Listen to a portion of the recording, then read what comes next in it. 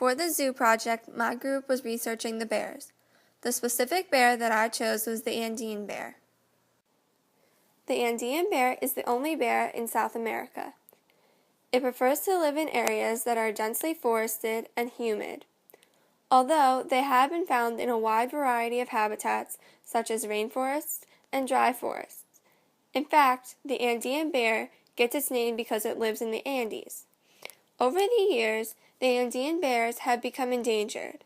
This is due to the fact that their habitat is lost due to settlement, mining, and hunting. Hunting of the Andean bear is illegal, but there is no enforcement of the law. They are mostly hunted for their meat and skin. The Philadelphia Zoo did a pretty good job of making the ideal environment for the Andean bear. They included many trees and plants. This is perfect because the bear's diet consists mostly of vegetation, and the Andean bears love to climb. They also included many rocks and logs. This was perfect to keep the bears busy and gave them something to play with, although the area that they put them in was pretty small. The Andean bear was with one other bear, so both of the bears had enough room to roam around. One of the most important features that the zoo provided for the bears was kind of like a little jungle gym.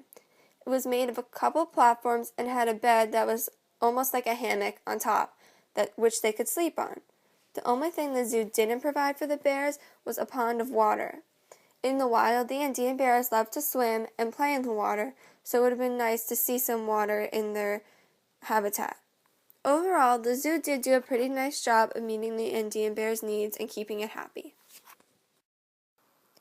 The Andean bears have had many adaptations that are extremely necessary for their survival. First, one of the main adaptations is their teeth. The Andean bear has developed extremely tough teeth, which allows them to eat a variety of different foods. Because the Andean bear has changed from being pure carnivore to an omnivore, they can use their sharp teeth to bite into tough vegetation, such as cactus, palm nuts, and fallen fruit. To go along with their strong teeth, their digestive systems have also adapted. Without a good digestive system, there is no way for the Andean bears to eat any of this tough vegetation. Another change that the Andean bear went through was its claws. These claws can be used for the bear to climb trees to escape from predators. Lastly, the Andean bear has a good sense of smell. This is key so they can smell food even if it's far away or buried underground.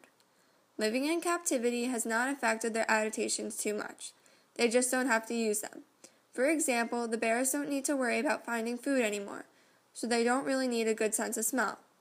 Also, the Andean bears don't need to hide from their predators because they're in their own exhibit.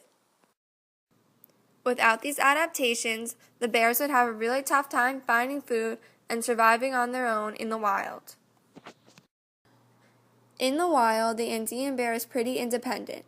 They tend to stay away from other bears and other Andean bears to avoid competition for food. As the Andean bears evolved, they mostly stay near the Andes or in other parts of South America.